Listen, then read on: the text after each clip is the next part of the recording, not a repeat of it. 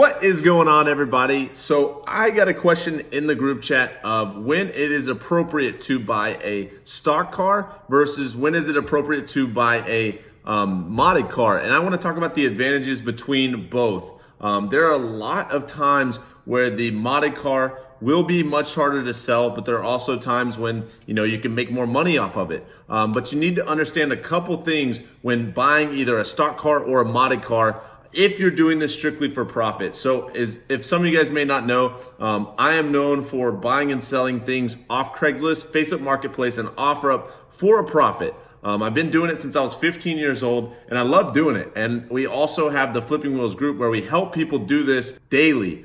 We have tons of members in there buying bicycles, motorcycles, dirt bikes, cars, trucks, SUVs, all kinds of things, and selling them for profit. But I want to give you a general understanding on a couple pros and cons on buying modded versus stock. It's going to be very beneficial, very important that you guys watch this whole video through so that you can understand what I mean exactly when I say this. So I'm going to get straight to the point. So when you buy a stock car versus modded, there are a bunch of pros when buying a stock one. Almost always better to buy a stock car. There are some advantages when buying a modded car depending on a few factors and if you know what you're doing. So in this case, we're going to use a C6 Corvette for example. So the year from 2005 to 2013 is the body style that I'm talking about. But imagine if you have a bunch of Corvette owners. This is a sports car. So whenever you have this Corvette that is completely stock, you're going to appeal to almost all of these people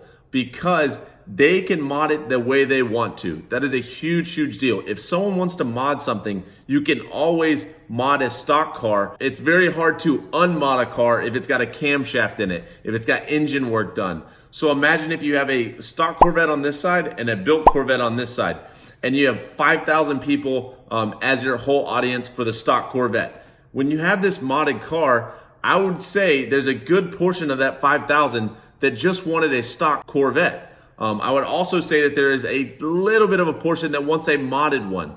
But the chances of you buying that modded car to resell it and it having the same wheels that they want, the same engine stuff that they want, the same tires they want, the same interior things done that they want is very, very slim. So now the people that wanted the modded car may not even want your modded car because it's not tailored towards their taste. So they will choose that stock car over the modded one and then just mod that from there. But there is one thing that where modded cars can help you is when you have a modded car, typically honestly one that has a lot of engine work done and makes a lot of power, if you're in the sports car market, is if someone plans to mod that Corvette and just do engine work and maybe spend $8,000 on engine work, supercharging it, putting a camshaft in it, making it 800 horsepower.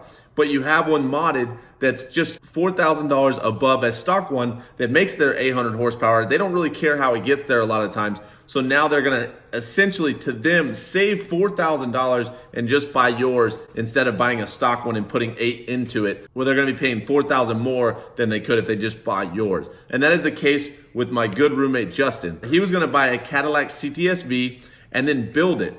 But luckily we found a Cadillac CTS-V with about $12,000 in mods, making 700 rear wheel horsepower.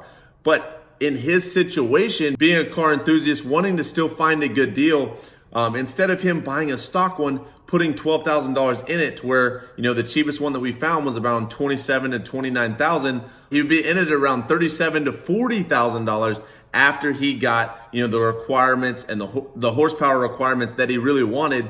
He'd be in it at around $40,000.